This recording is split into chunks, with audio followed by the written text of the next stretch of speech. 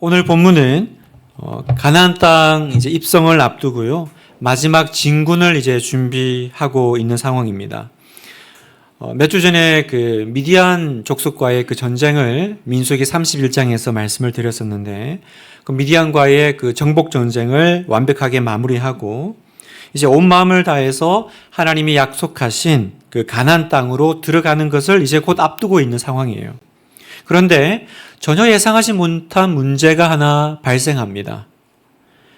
가나안 땅으로 함께 안 들어가겠다라고 하는 지파가 나온 거예요. 5절에 보니까 또 이르되 우리가 만일 당신에게 은혜를 입었으면 이 땅을 당신의 종들에게 그들의 소유로 주시고 우리에게 요단강을 건너지 않게 하소서. 지금 모두가 어떻게든지 한 마음, 한 뜻, 한 힘을 모아가지고 그 가나안 땅에 들어가고 또 들어가서 그 정복 전쟁을 치러야 되거든요. 이제 마지막 이제 가나안 땅에 이제 큰 전쟁을 앞두고 있어요. 다 힘을 모아 싸워도 모자랄 판이에요.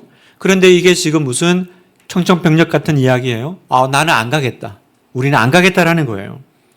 누가 안 가겠다고 했냐면 그 12지파 중에 2지파입니다. 장자 지파인 르우벤 지파와 그 르우벤 지파와 이웃하고 있는 갓 지파. 나중에는 보면 이제 므낫세 절반, 그래서 므낫세 반 지파라고 합니다. 므낫세 반이라는 명칭이 아니라 므낫세 전체 중에 반이 또 여기에 이제 같이 합세를 하는 거죠. 어쨌든 여기서 보면 르우벤 지파와 갓 지파가 가나안 땅이 아니라 여기 성경에 보면 야셀 땅과 길르앗 땅에 우리는 그냥 정착하고 살겠다, 이렇게 선언을 한 거예요. 왜 이런 요구를 했을까요? 이 2지파는 12지파 중에도요, 군대가 굉장히 많았고 특히나 가축대를 많이 보유하고 있는 지파였습니다. 여러분, 그 군대 사람의 축복이잖아요. 가축, 재물의 축복이잖아요. 여러분, 그 사람과 재물의 축복 누가 주셨어요? 사실 하나님이 주신 복이죠. 그런데 하나님의 축복으로 소유가 많아지니까 오히려 아이러니하게도 그 하나님이 주신 복 때문에 하나님이 약속하신 그 땅으로 들어가는 것이 부담스러워진 상황이 벌어졌다는 거예요. 너무나도 안타까운 일이죠. 하나님이 주신 그 복 때문에 정작 내가 살아야 할 이유, 내가 감당해야 될 사명을 놓쳐버리는 이런 영적인 문제가 생긴 겁니다. 여러분, 왜 이 2지파는요, 이런 영적인 분별력을 상실해 버렸을까? 왜 이런 결정을 내리게 됐을까? 2가지를 크게 생각해 볼 수 있는데, 첫 번째, 현실에 안주하려고 했던 그 안일함 때문이라는 거예요.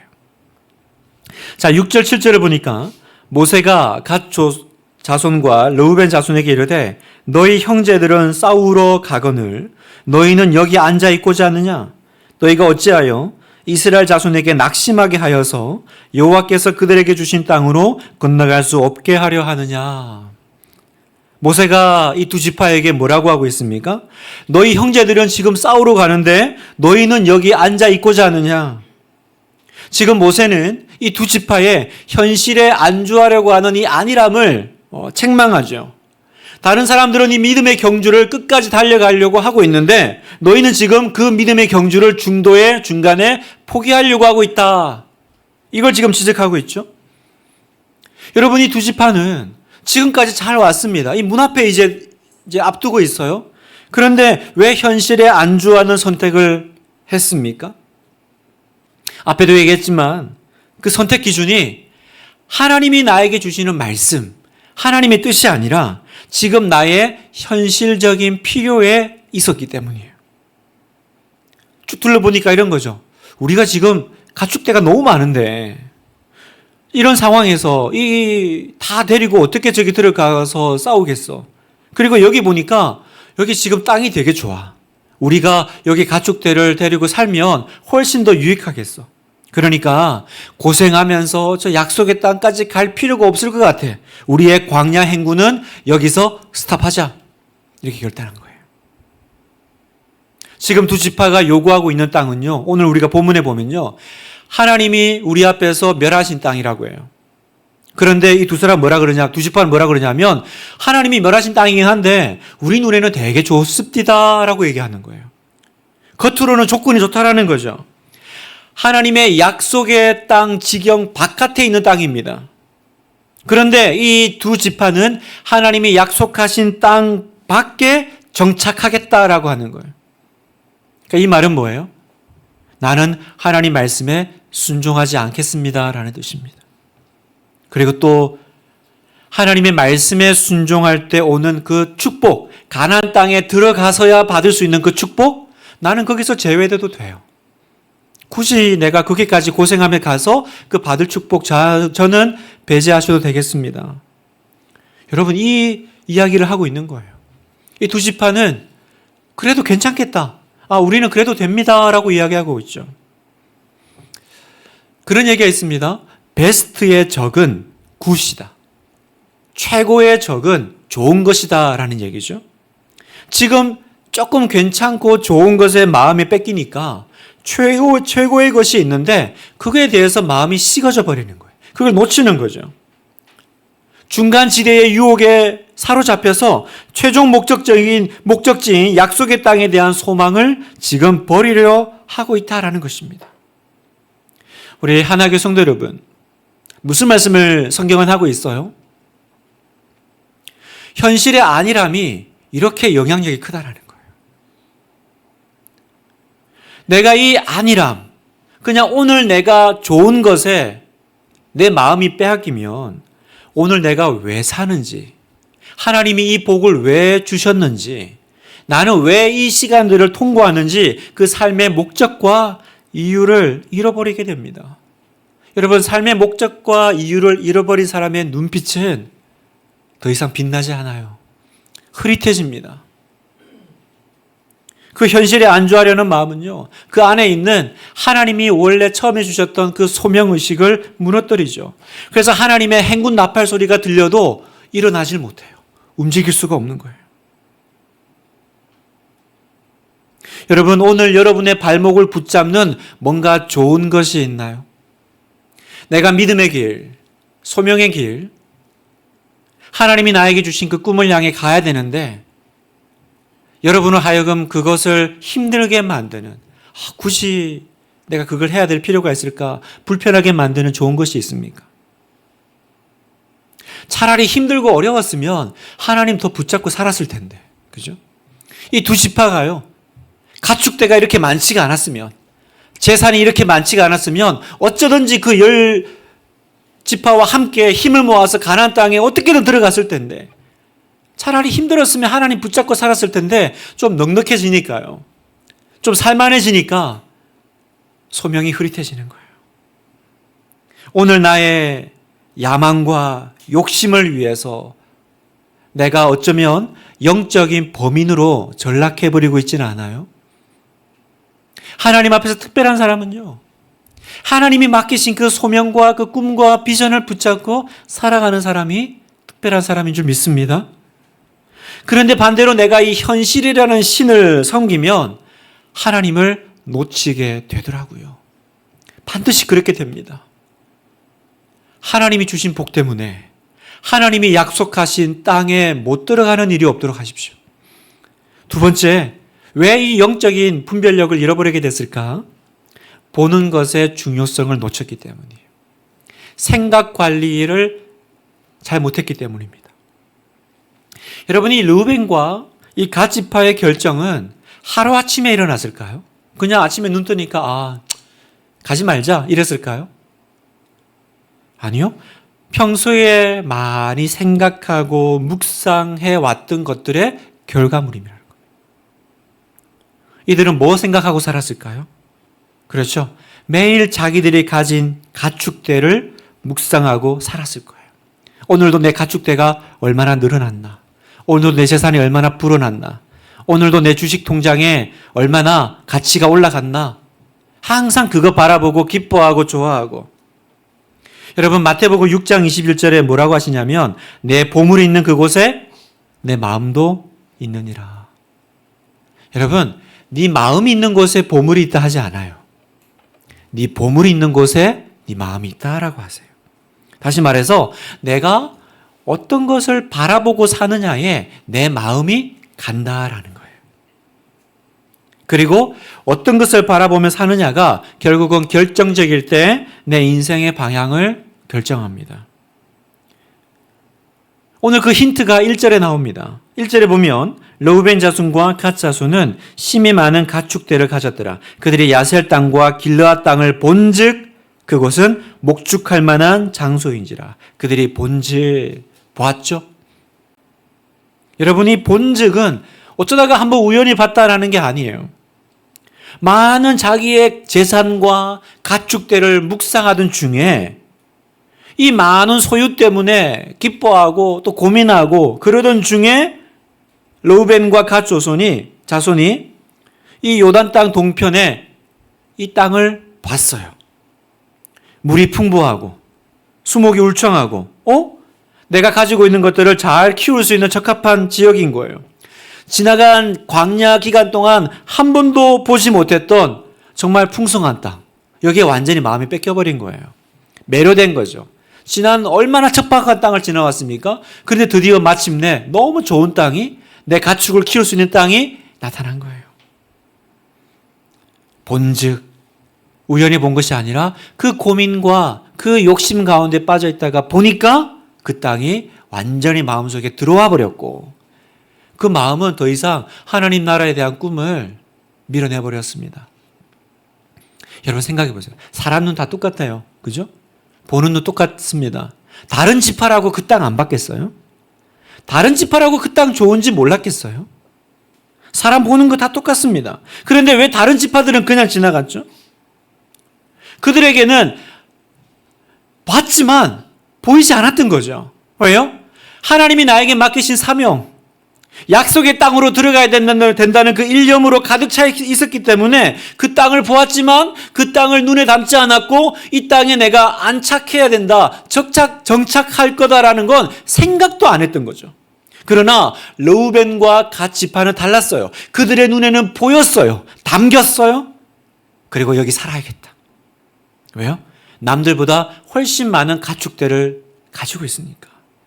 이 가축대를 지키고 불려야 된다는 생각이요, 하나님의 땅에 대한 그 비전보다 훨씬 더 커져버리고 강해져 버린 거예요. 여러분, 그렇게 욕심의 눈으로 보기 시작하니까 온통 보는 것에 다 빼앗기고 어려워지는 거예요. 성도님들이 그런 얘기 하세요. 목사님, 세상이 너무 악해요. 목사님, 어디 눈 둘 데가 없어요. 너무 보는 곳마다 다 음란하고 다 미혹거리고 다 너무 어려워요. 어떻게 살아요, 목사님? 이 세상이 너무너무 힘들어요. 그 말씀이 일면 납득이 되지만 다른 한편으로는요, 여러분 세상이 문제일까요? 아니면 그걸 바라보고 있는 내 마음이 문제일까요? 여러분, 노란색 선글라스를 끼고 세상을 보면 온 세상이 노랗게 보이는 거고, 까만색으로 끼면 까맣게 보이는 거예요. 까맣게 보인다고 온 세상을 하얗게 만들 게 아니라 뭘 해야 돼요? 내 눈에 안경을 벗어야 되는 거죠. 어쩌면 내가 이 세상이 너무나도 악하고 음란하고 막 눈둘 데가 없이 마음이 계속 시험거리가 드는 게 아니라 어쩌면 내 마음이 그것으로 가득 차 있기 때문에 보는 것마다 다 시험거리가 되고 있는 건 아닐까? 보는 것마다 다 미혹을 받고 유혹을 받는 건 아닐까요? 온 세상이 작정하고 여러분 넘어뜨리고 죄짓게 하고 미혹하고 막 그러려고 살아가는 세상 같으세요? 아니요. 내 마음이 그것으로 가득 차면요, 그때부터 온갖 것에 시험당하는 상태로 됩니다. 그러니 여러분, 내가 무엇을 보느냐, 어떤 생각을 하고 사느냐가 너무 중요한 거예요. 어떤 사람은 아무렇지도 않은데 어떤 사람은 항상 힘들어. 항상 쓰러지고 넘어지고 마음이 힘들고 시험받고. 환경이 문제가 아니라 너의 마음이 문제다, 주님 말씀하시죠. 여러분, 이 두 지파의 결정은 그냥 이 두 지파만 그냥 이렇게 그래 알았다, 뭐 아쉽지만 너희가 그렇게 결정했으니 너희는 그렇게 해라 라고 할 수 있는 상황이 아닙니다. 오늘 성경에 보면 모세는요, 이걸 굉장히 심각하게 받아요. 이거는 너희 두 지파만의 문제가 아니라 이스라엘 전체에게 지금 악한 영향을 주고 있다라고 얘기를 해요. 자, 7절을 같이 한번 읽어볼까요? 시작. 너희가 어찌하여 이스라엘 자손에게 낙심하게 하여서 여호와께서 그들에게 주신 땅으로 건너갈 수 없게 하려 하느냐. 자, 뭐라고 얘기하세요? 너희의 결정은 이스라엘 자손으로 낙심하게 하는 결과를 초래한다라는 거예요. 낙심하게 하여. 너희 두 지파만의 문제가 아니라 이스라엘 전체로 하여금 싸울 용기를 잃어버리게 하고 있다라고 얘기하십니다. 너희는 너희들만 잘 살면 된다고 생각하지만 너희의 이런 행동이 이스라엘 전체를 재앙으로 몰고 갈 것이다. 이 말입니다. 이 두 지파는요, 단순하게 생각했을 거예요. 뭐 형제들이 어찌 되든 간에 나 하나면 잘 살면 된다라는 이 생각, 나 하나 빠진다고 뭐 크게 뭐 달라지나? 그렇게 단순하게 생각했을 거예요. 그러나 그 생각이, 그 믿음이 얼마나 공동체에는 치명적인지를 몰랐던 거죠. 모세는 이어서 이렇게 설명합니다. 너희들의 이 결정이 40년 전에 가데스 바네아에서 있었던 그 비극적인 상황하고 똑같다라고 얘기를 해요. 자, 그게 이제 8절 9절인데 제가 읽어보겠습니다. 너희 조상들도 내가 가데스 바네아에서 그 땅을 보라고 보내었을 때에 그리하였나니 그들이 에숙을 골짜기에 올라가서 그 땅을 보고 이스라엘 자손을 낙심하게 하여, 똑같은 단어가 나왔죠. 낙심하게 하여 여호와께서 그들에게 주신 땅으로 갈 수 없게 하였느니라. 자, 무슨 말이냐면 이 르우벤과 갓 지파, 너희 두 지파가 하는 행동이 마치 40년 전에 가나안 땅을 정탐하러 보냈던 그 10명이 했던 것과 똑같다라는 책망이에요. 아주 무서운 책망이죠. 40년 전에 어떤 일이 일어났습니까? 그 약속의 땅을 정탐하라고 보냈는데 12명의 정탐꾼 중에 요수아와 갈렙 외에 그 10명이 그 땅을 악평하죠. 그랬더니 백성들의 마음에 두려움이 완전히 엄습을 했습니다. 그 결과 이스라엘 백성들이 낙심을 해가지고 약속의 땅에 들어갈 용기를 잃어버렸고요. 가나안 땅 진입은 수십 년 늦춰져 버렸죠. 모세는 얘기합니다. 이 두 지파 때문에, 너희들 때문에 그때 일이 또 반복될 것이다 라는 거예요. 다른 지파들이 이 얘기를 들으면 만약에 마음에 낙심이 돼가지고 마음이 무너져가지고 그러면 나도 안 들어갈래. 뭐 너희만 뭐 안 들어가면 그럼 나도 이 땅에 살래. 여기 요단강 동편에 지금 보니까 땅 되게 좋네. 우리도 여기 살래. 그럼 어떻게 되겠어요? 약속의 땅에 하나님 보내시는 그 계획과 뜻은 차질이 일어나는 거고, 또 그 요단강 동편에 그 12지파가 다 그냥 우리 안 들어가고 여기 살겠다 그러면 어떻게 되겠어요? 그 좁은 땅 어떻게 나눠 가져요? 그러니까 결국은 내전이 일어나겠죠. 지파 간의 싸움이, 전쟁이 일어나겠죠. 여러분, 성경은 우리에게 지금 무슨 얘기를 하고 있습니까? 여러분 잘 기억하십시오. 나는 하나님 나라와 하나님의 교회와 절대로 별개가 아니다라는 거예요. 여러분, 나아가야 될 때에 함께 나가지 않으면 공동체 전체가 무너집니다. 버텨야 될 때 함께 버텨내지 않으면 공동체 전체가 무너집니다. 여러분, 이건 가정에서도 똑같고요. 교회에서도 똑같고 나라에서도 똑같습니다. 그래서 여러분, 이기심이 가장 무서운 거예요.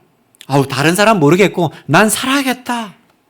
그런 마음이 교회를 무너지게 하는 거예요. 오늘이 지금 8.15 광복절이잖아요.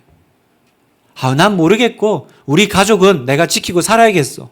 그래서 그 일제 치하에 그 매국을 하고, 그죠? 그냥 일본이 다스리든 말든 우리 가족은, 그게 결국은 한 나라를 무너뜨리게 만드는 굉장히 치명적인 약점이 되지 않았습니까? 여러분, 르우벤과 갓 지파가 지금 이걸 놓친 거예요.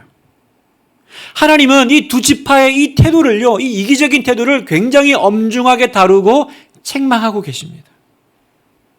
그래서 내가 이런 실수에, 이런 영적인 분별력을 놓치는 일에 빠지지 않으려면 어떻게 해야 돼요?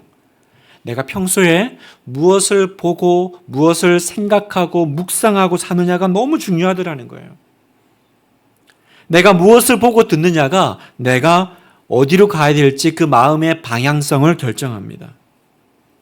특히나 죄는요, 내가 보는 건 뭐예요? 눈을 통해서 들어옵니다. 여러분, 눈으로 보는 것 관리 잘 하셔야 돼요. 내가 하루 온종일 뭘 보고 사느냐, 뭘 눈에 담고 사느냐가 너무너무 중요한 거예요. 여러분, 아직 에덴 동산에서 하와가 왜 무너졌죠? 보는 것의 중요성을 놓쳤기 때문이죠.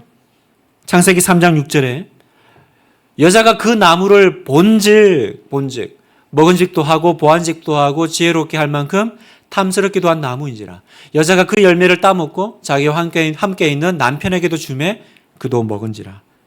본즉, 저는요 하와가 한 번 봤다라고 생각하지 않습니다. 사탄이 마귀가 유혹했을 때 보지 말아야 될 거예요.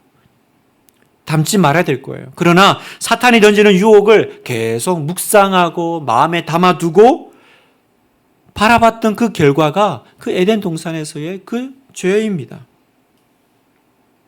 하나님의 말씀이 아니라 다른 것들을 너무 열심히 바라보고 살고 계시지 않아요? 그러면요, 내가 결정적인 순간에 지금 가나안 땅에 온 힘을 다해서 이제 들어가야 될 그 영광을 바라보는 그 너무 중요한 시간이에요. 그런데 그 결정적인 순간에 너무나도 치명적인 결정을 내리더라는 거예요. 치명적인 실수를 하더라는 겁니다. 어떤 실수요? 물질적인 결정, 자기 중심적인 결정, 하나님의 꿈이 아니라 나의 꿈을 향한 결정, 영적인 결정이 아니라 육적인 결정을 하고 결국은 내 소유를 위해서 하나님의 약속을 저버리게 되더라는 거예요. 여러분이 이런 자리에 빠지지 않으시기를 정말 주님의 이름으로 축원합니다. 우리 교회가, 우리 성도들이 그런 실수를 범하지 않기를 정말로 소원하고 기도해요. 요즘 온통 여러분의 눈과 마음을 가득 채우는 것이 무엇입니까? 보는 것이 마음의 눈이에요. 보는 것이 마음의 문이에요. 여러분이 볼 때 기억하세요. 내가 볼 때 마음 문이 열려요. 무엇을 보고 무엇을 듣고 사나? 그게요, 결국 어느 순간 마음이 느슨해지게 하고 하나님의 사명은 별로 흥미가 없고 오직 현실에만 매여 살아가게 만들어버립니다. 그래서 내가 매일 말씀 보는 것이 너무 중요합니다. 그래야 내 마음과 생각이 현실에 함몰되지 않고요, 영적인 세계를 바라보게 돼요. 여러분, 하나님과 같은 꿈을 꿔야죠. 내 꿈을 이루어 주세요 보다 더 중요한 건 뭐예요? 하나님, 오늘도 내 꿈을 이루어 주세요. 내 기도 제목을 들어주세요 보다 더 중요한 게 뭐예요? 그건 하나님의 꿈을 보여주세요 아니겠어요? 하나님이 원하시는 건 뭔가요? 하나님, 제가 원하는 건 이런 겁니다. 하나님, 제 꿈을 이렇게 펼치기 원합니다 보다 더 중요한 건, 여러분 한번 물어보셨어요? 하나님은 저를 통해서 어떤 꿈을 가지고 계시나요? 제가 뭐 하기를 원하세요? 하나님은 분당 하나교회를 향해서 어떤 꿈을 가지고 있나요? 여러분, 우리가 그걸 물어야죠. 여러분, 하나님의 그 꿈에 대해서 궁금하지 않으세요? 하나님의 생각에 대해서 궁금하지 않으세요? 지금 이 르우벤과 이 갓 지파는요, 하나님의 꿈과 하나님의 니즈에 대해서는 관심이 없어요. 내 꿈, 그죠? 내 계획, 내 생각. 여러분, 우리가 일을 해도요, 어떤 한 사람의 뭔가를 일을 이루려면 그 고객들의 니즈에 대해서 얼마나 살피고 얼마나 애를 쓰고 얼마나 투자를 합니까? 그런데 여러분, 영적인 생활에서, 신앙생활에서 그만큼 하나님의 니즈에 대해서 여러분 관심이 있으세요? 그렇게 투자해서 본 적 있으세요? 도대체 하나님은 뭘 원하시는지, 하나님은 내가 이런 상황에서 뭘 하기를 원하시는지, 여러분, 하나님과 같은 꿈을 꾸시기를 축복합니다. 하나님과 같은 꿈을 꾸면 하나님이 그 꿈을 이루어 주실 겁니다. 아멘. 하나님과 같은 꿈을 꾸는 사람은 행복해요. 왜요? 하나님과 같은 꿈이니까 하나님이 이제 그 꿈을 이루어 가실 거라는 거예요. 모세 책망의 이 두 지파는 이제 당황합니다. 그리고 그제서야 정신이 번쩍 들죠. 대책회의를 하고요, 이제 새로운 타협안을 내놓는데요. 16절에서 19절의 말씀을 제가 한번 읽어보겠습니다. 그들이 모세에게 가까이 나와 이르되, 우리가 이곳에 우리 가축을 위하여 우리를 짓고 우리 어린 아이들을 위하여 성읍을 건축하고 이 땅에 원주민이 있으므로 우리 어린 아이들을 그 견고한 성읍에 거주하게 한 후에 우리가 무장하고 이스라엘 자손을 그곳까지 인도하기까지 그들의 앞에서 가고 이스라엘 자손이 각기 기업을 받기까지 우리 집으로 돌아오지 아니하게 싸우며 우리는 요단 이쪽 곧 동쪽에서 기업을 받아 싸우니 그들과 함께 요단 저쪽에서는 기업을 받지 아니하겠나이다. 자, 모세의 책망을 듣고 사실은 하나님의 책망이죠. 대책 회의를 했어요. 아, 이게 지금 뭔가 우리가 큰 실수했구나. 그러면 아닙니다. 우리가 따라가겠습니다. 이래야 되는데 보세요. 타협판을 내놔요. 세 가지입니다. 요약을 하면 첫 번째, 일단 우리 아이들과 가축들은 여기 두겠습니다.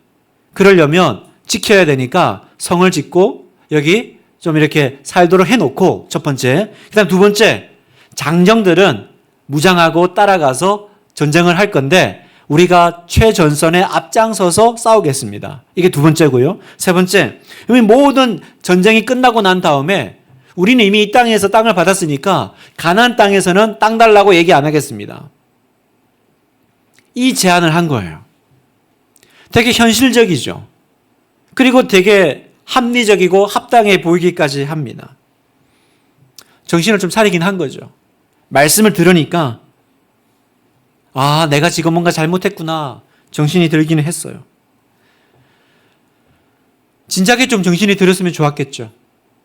그러나 하나님 말씀 앞에 말씀을 묵상하며 사는 삶이 없으니까 자기가 뭘 하고 있는지도 모르고 그리고 내가 지금 뭔가 다시 내가 잘못했습니다라고 내놓는 얘기도요. 결국은 같이 따라가서 싸우겠다는 얘기가 아니에요. 여기 쭉 살 건데 혹시 이렇게 이미 우리가 받은 땅이 있다고 이렇게 적극적으로 안 한다고 의심할까 봐 우리가 앞장서서 싸우겠습니다. 지금 이 얘기를 하고 있는 거예요. 위기가 되게 극복되는 것처럼 보여요. 뭔가 이제 좀 뭔가 이렇게 조율이 되고 수정안이 나온 것처럼 보이죠. 그러나 결과는 어땠는지 아세요, 여러분? 자신의 약속대로 르우벤과 갓집바가 정말로 그렇게 했을까요? 앞에 나와서 싸우긴 했습니다. 그러나 온전히 올인하기는 어려워요. 온전히 올인하기는 어려워요.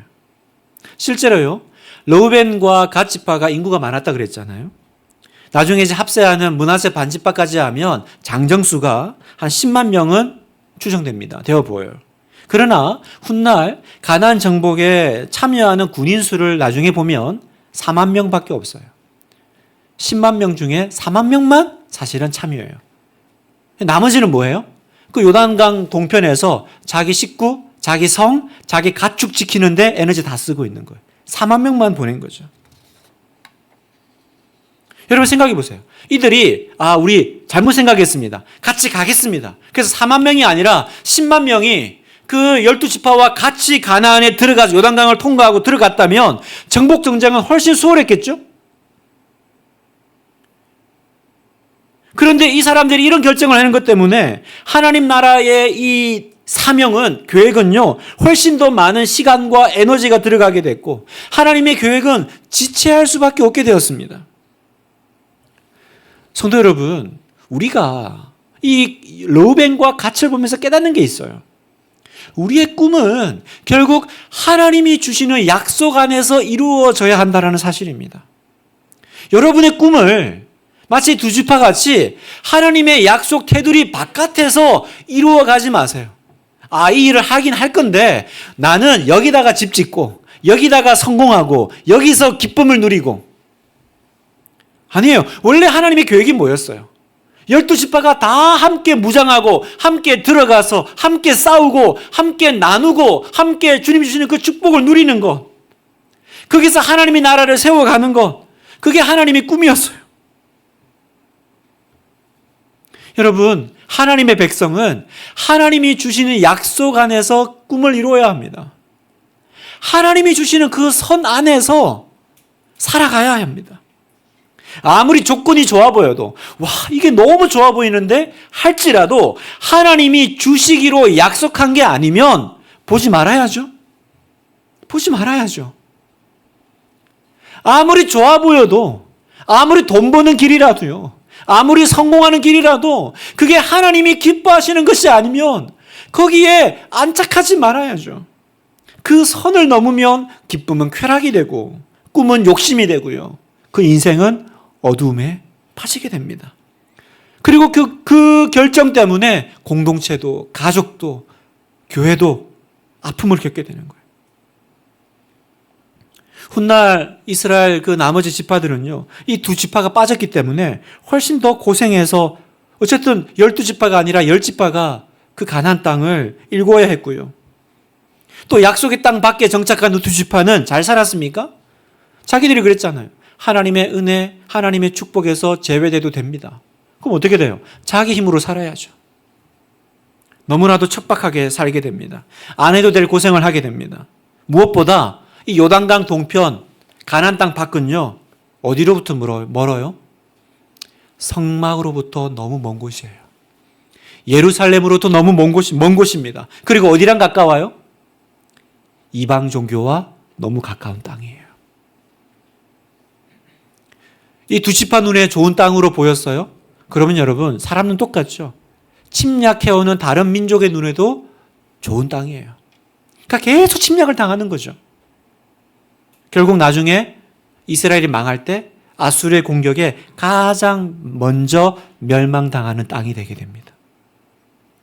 그들은 함께 갔어야 해요. 그들은 함께 갔어야 돼요. 하나님의 꿈을 같이 꾸고 하나님이 주신 그 꿈을 함께 이루어가는 공동체가 되었어야 합니다. 여러분, 말씀을 마무리하면서 성경에 보면 이런 말씀이 있습니다. 예루살렘의 평안을 위해서 너희는 항상 기도하라. 시편 122편 6절 같이 한번 읽어볼까요? 시작. 예루살렘 평안을 구하라. 예루살렘을 사랑하는 자는 형통하리로다. 예루살렘을 위하여 평안을 구하라. 예루살렘의 평안을 위해서 기도하라는 거예요. 여기서 예루살렘은 하나님을 예배하는 이스라엘 그 공동체 전체를 의미하는 겁니다. 무슨 말이냐면 예루살렘이 평안해야 개인도 평안하다라는 뜻입니다. 반대로 예루살렘이 흔들리면, 나라가 흔들리면 개인의 삶도 무너진다라는 거예요. 그래서 이스라엘 백성들은 어디서나 예루살렘 중심으로 예루살렘의 평안을 위해서 기도해야 되는 사명이 있다라는 거예요. 그런데 오늘 이 두 지파는 이 예루살렘의 평안, 공동체의 평안이 아니라 자기의 평안, 자기의 안위만을 챙기는 그런 모습을 보였죠. 나 하나만 잘 되면 된다라는 생각이 결국은 공동체 전체를 무너뜨리는 위험 요소가 되었습니다. 여러분, 오늘날 교회의 어려움이 여기 있어요. 교회와 나를 따로 분리해서 생각하는 거예요. 따로 보는 거예요. 그럼 교회는 뭐예요? 교회는 가서 은혜 받는 곳, 가서 기도하고 기도 응답 받는 곳이에요. 여러분, 절대로 그렇지 않습니다. 우리가 속한 공동체가 잘 돼야 합니다. 이 교회가 성령 충만한 교회, 은혜가 풍성한 교회가 되어야 여러분 각 개인의 삶에 오는 인생의 크고 작은 그 위기를 극복할 영적인 힘을 공급받는 거예요. 그런데 교회가 은혜로 충만하지 않으면 여러분의 개인의 삶도 작은 시험이 와도 무너지고 쓰러질 수밖에 없는 거예요. 그래서 마귀는 뭘 건듭니까? 먼저는 하나님과 우리와의 관계를 공격하고 그 다음에 우리와 교회와의 관계를 공격합니다. 여러분, 괜히 교회에서 상처받고 시험 드는 사람이 많은 이유가 딴 데 있지 않아요. 영적인 공격 지점인 거예요. 그래서 여러분, 성도와 교회는 함께 운명 공동체예요. 교회가 살아야 내가 사는 겁니다. 모르겠고 그냥 나만 잘 되면 되지. 나 하나 빠진다고 별일이 있겠어? 아니에요. 교회가 살아야 내가 살고 가정이 살아요. 여러분, 주변에 보세요. 우리 주변에 교회가 분열되고 무너져서요, 신앙도 잃어버리고 하나님도 떠나고 세상 사람들과 전혀 다를 바도 없는 그렇게 어두움 가운데, 영적인 어두움 가운데 사는 사람들이 우리 주변에 얼마나 많습니까? 그런데 여러분, 그런 분들이 특별한 분들이 아니에요. 여러분, 한번 얘기 들어보세요. 만나서 얘기해보면 얼마나 그전에 뜨겁게 신앙생활하고 얼마나 하나님 사랑하고 얼마나 신실했던 종이었는지 몰라요. 그런데 교회가 무너지니까 개인이 완전히 무너지는 거예요. 제가 아는 분들 중에도 많아요. 그렇게 정말 교회 중직자까지 했는데요, 교회가 무너지고 교회에 상처받으니까 지금 예배 안 드려요. 지금 교회 안 나옵니다. 그분들이 이상한 분들이 아니라 예전에 그렇게 신앙생활이 좋았던 분들이라는 거예요. 그러니 여러분, 오늘 밤 우리는 뭘 기도해야 될까요? 예루살렘의 평안을 위해서 기도하라는 거예요. 너는 내 개인의 꿈을 위해서만 기도하지 말고 교회를 위해서 기도하고 노력하라. 교회가 든든히 서가도록 나의 시간과 재능과 물질로 섬기며 헌신하라는 겁니다. 교회가 살면, 공동체가 살면 우리가 삽니다. 그러니 여러분, 은혜 충만한 교회, 영적으로 살아있는 교회를 우리가 함께 만들어가는, 그리고 우리 모든 성도, 우리 하나교회가 되기를 축복합니다. 이제 여름이 지나고 나면 2학기가 시작될 텐데 정말로 마음속에 다시 부흥에 대한 꿈이 막 이렇게 새록새록 올라와요. 하나님, 이 교회를 축복해 주소서. 하나님, 우리 교회에 하나님의 임재가 임하기를. 여러분, 정말 교회를 위해서 기도해야 돼요. 예배가 살아나도록 기도해야 돼요. 그러면 여러분의 삶이 살아요. 그러면 여러분의 삶이 삽니다. 이걸 위해서 기도해야 돼요. 정말로 이걸 위해서 기도해야 됩니다.